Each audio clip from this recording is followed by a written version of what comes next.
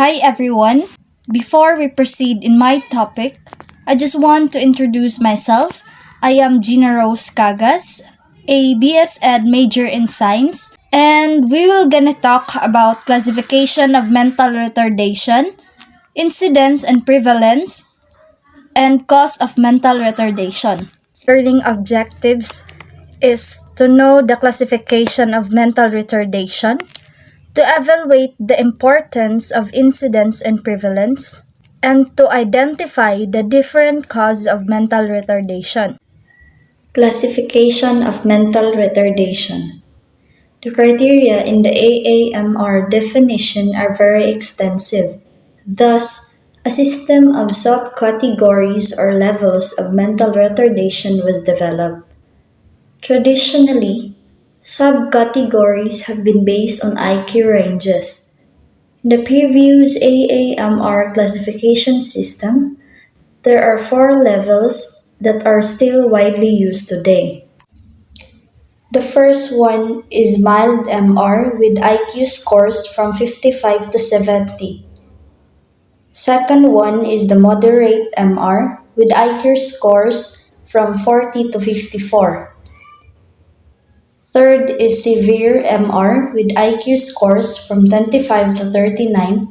And the fourth is profound MR with IQ scores below 25. The AAMR has introduced a new system of classification that is based on the amount of support that the person needs in order to function to the highest possible level. The four categories of mental retardation according to the intensity of needed supports are: intermittent supports are on as needed basis. The person needs help only at certain periods of time and not all the time. Supports will most likely be required during periods of transition, for example, moving from school to work. Second, limited supports are required consistently, though not on a daily basis. The support needed is of a non intensive nature. Third is extensive supports are needed on a regular basis. Daily supports are required in some environments, for example, daily home living tasks. And the last is pervasive supports or daily extensive supports, perhaps of a life sustaining nature required in multiple environments. Classifying individuals with mental retardation on the basis of needed supports makes good sense because it emphasizes the services needed by these individuals rather than a diagnostic criterion such as an IQ score, which actually cannot translate to specific needed services. So now let's proceed to the incidence and prevalence. According to the AAMR 1973 definition, mental retardation can occur in 3% of a given population. Only about 15% of these children have greater than mild disabilities. Compared to his or her peers, the person passes through the milestone of development much later, and learning rate and development of physical skills are slower.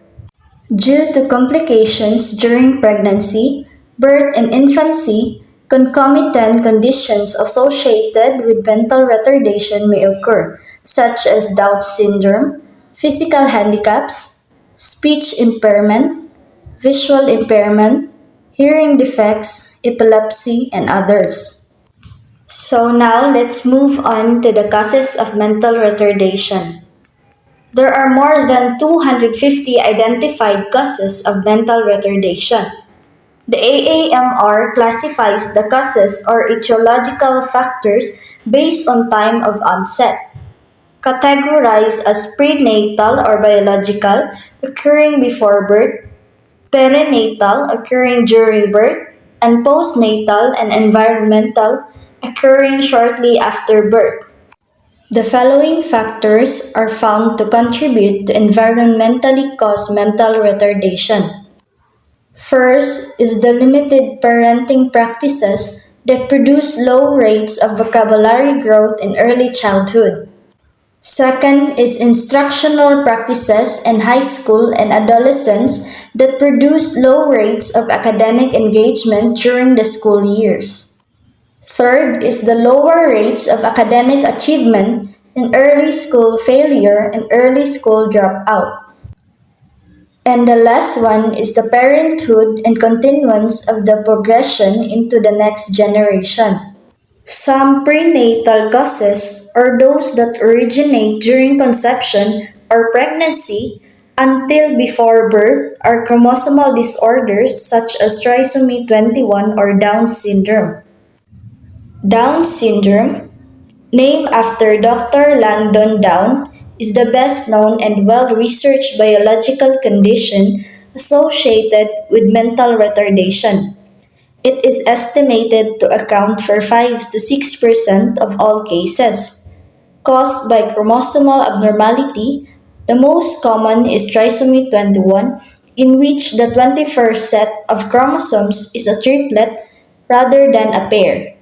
Trisomy 21 most often results in moderate level of mental retardation, although some individuals function in the mild or severe ranges.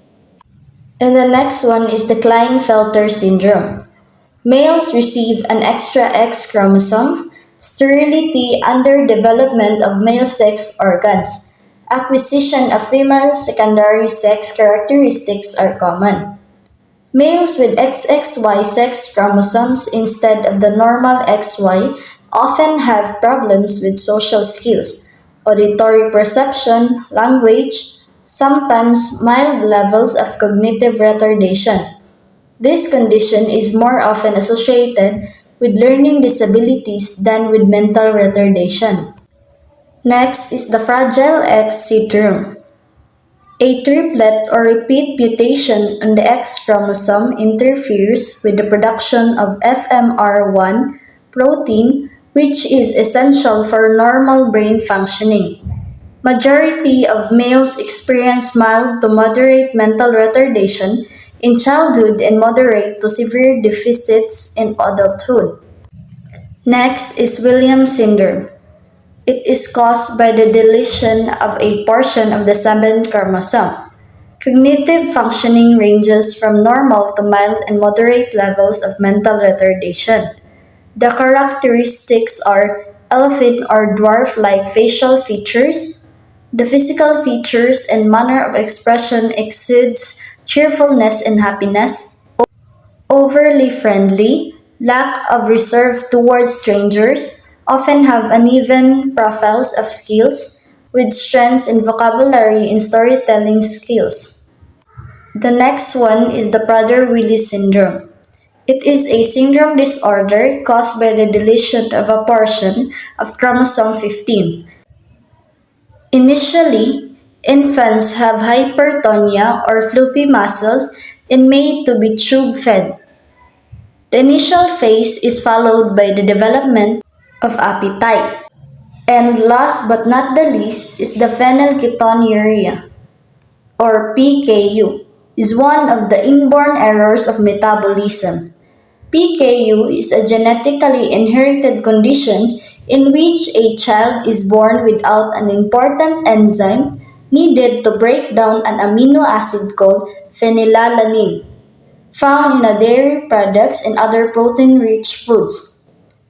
Failure to break down this amino acid causes brain damage that often results in aggressiveness, hyperactivity, and severe mental retardation.